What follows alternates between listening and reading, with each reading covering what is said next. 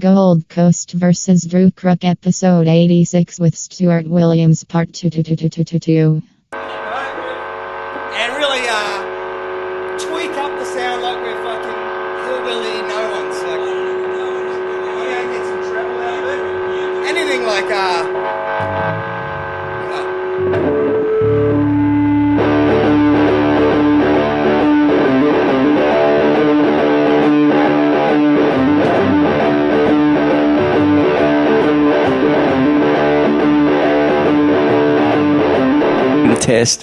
We're going to test the test.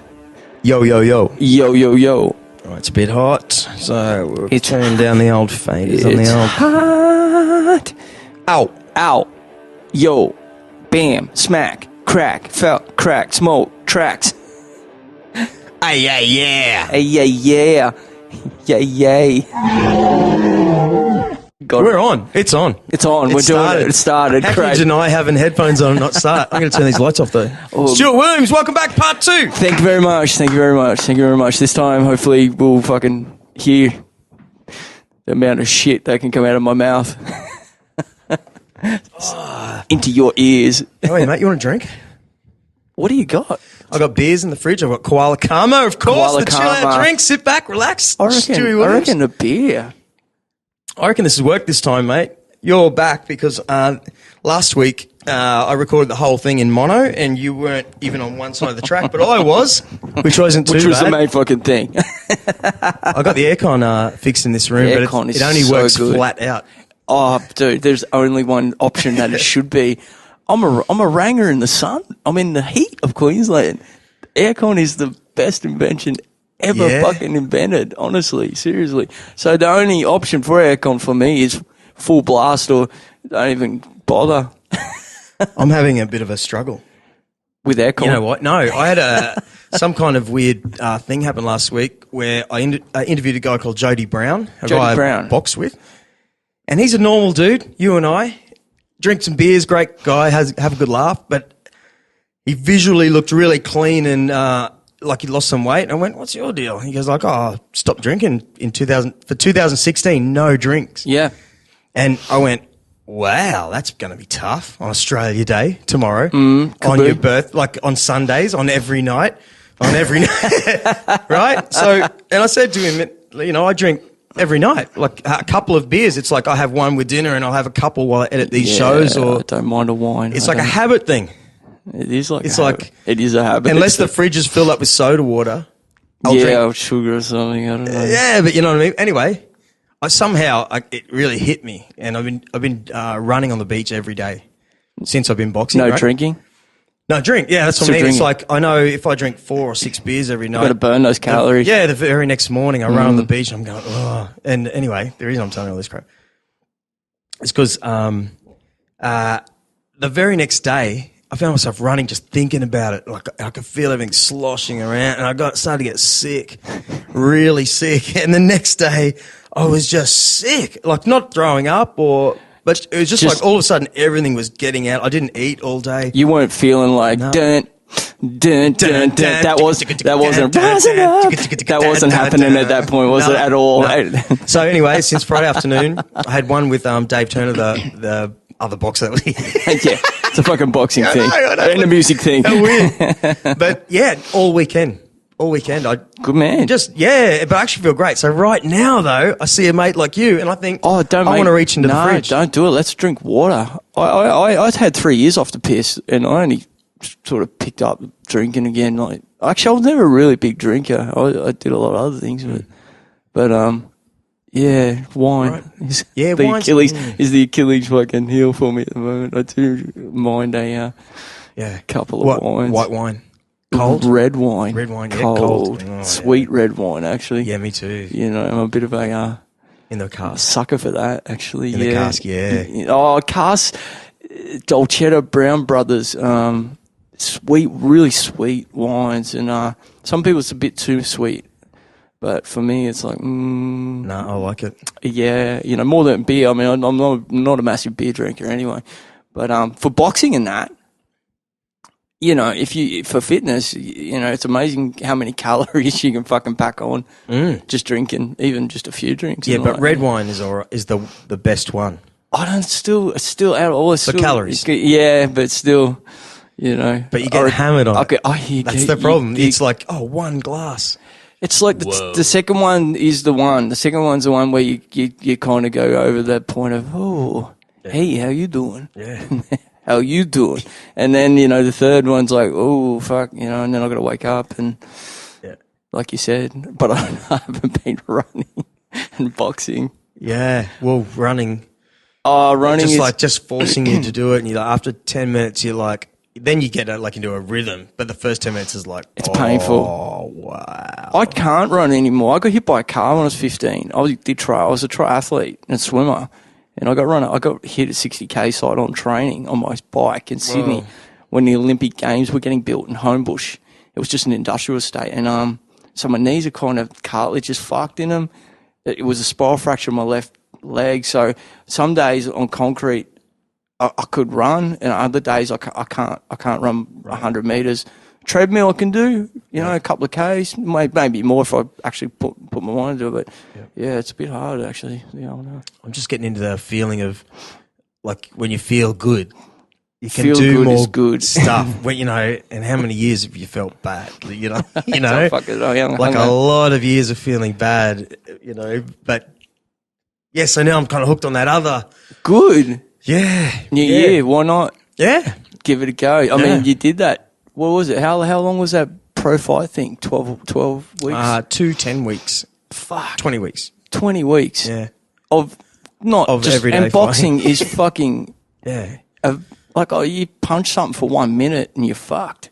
Yep. So punching in rounds it's a pretty demanding. Or just training for 1 hour, and where it's, you know, a whole bunch of men. It's intense. Yeah. Plus you're getting punched. Up a notch, up a notch, and like, we've been up so many notches in this. It's only 40 minutes. Yeah, no, don't look at the watch. Yeah, don't be a bitch. And then, you know, and plus you're getting punched in the head and body blows, and it's like, oh fuck. I saw a couple of those photos of you, and it was like, I'm sure they were black eyes. Just forming from, and they were from sparring sessions. I'm like, fuck, these guys go pretty fucking hard. Oh yeah, yeah.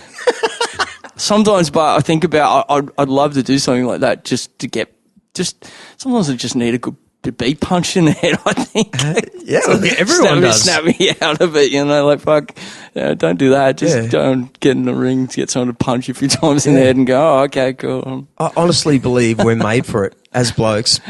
I honestly believe we're made for it. It's like when you know, you've probably been hit in the face or slapped in the face or something before. Like, it's more like a stun. Like, wow. Yeah, and then you do a check. Like, oh, I'm not actually hurt. Didn't really hurt. It's like, but then I did this like after my first fight. Like, I woke up the very next morning feeling brand new. Like, yes, I survived a fight at the casino in front of all these people. Blah blah blah. But I kicked my toe on the door of the bathroom, and it dropped me like a girl. Isn't that weird? You know, and then I realized, hang on a minute, yeah, our faces,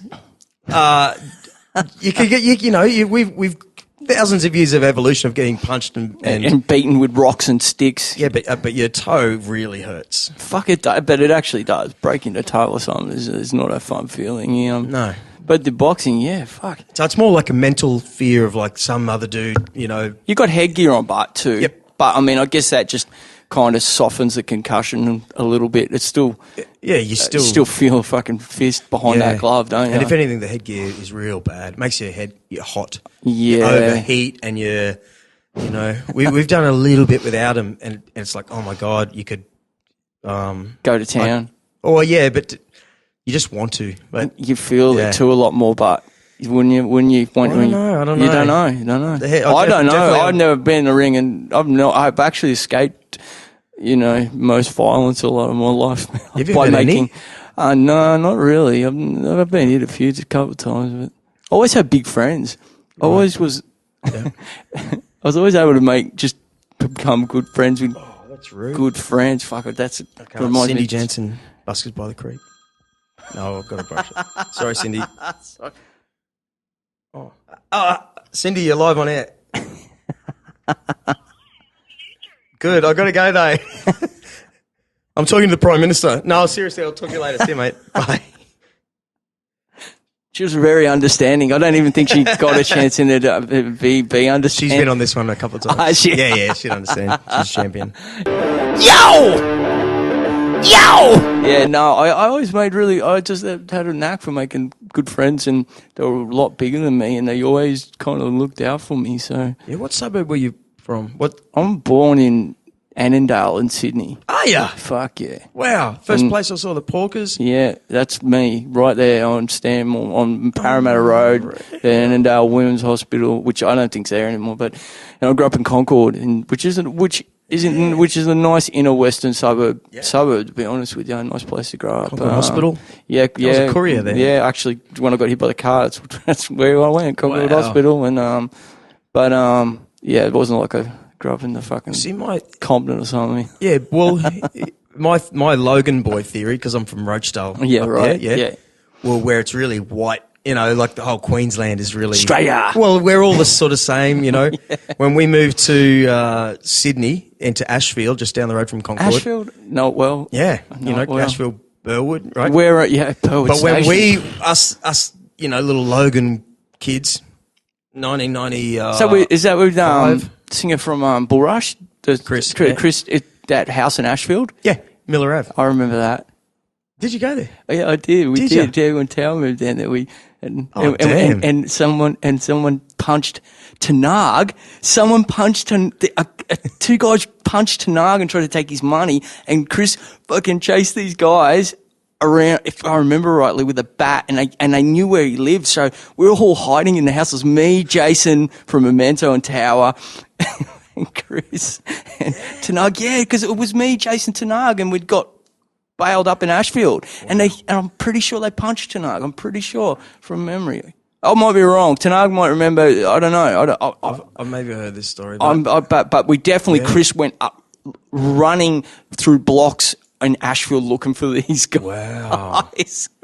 Awesome. It was. See? And I was Logan. just like young, and I was just like young, and Chris is like, that's it, I'm after these. I'm fucking out there, and I'm like, I'm hiding in your house, and they're going to drive by, and they're like, oh, man. We knew no consequence. That's what I mean. To us, that's what I was getting at. Like, when we moved to Ashfield, we realised, hang on, man, this is like a Vietnamese suburb. And then just over here, you had everyone from Iran. Like, our landlady was from Iran.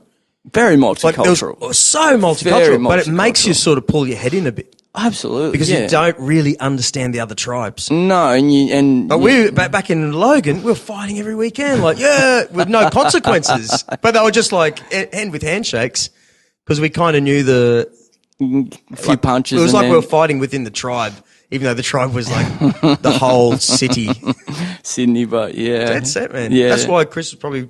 Yeah, I'll get him and run through the streets. He did, like man, with a bat. I'm sure he grabbed like a piece of. When he listens to this, he might have a giggle. I'm pretty sure he grabbed like a bat or a block of wood, and he was off. He was off, and he disappeared for a bit, and he's like, I couldn't find him. Wow. Go, Logan. Go, fucking Logan. Ridiculous, man. Yeah, man, fully. Yeah, we had lots of that silly stuff. Fuck, man. Yeah, no, but other than that. I'm going to get a drink. Keep talking. That's how long it lasted, people. We've caved. We're like 10 minutes into the interview. The chat.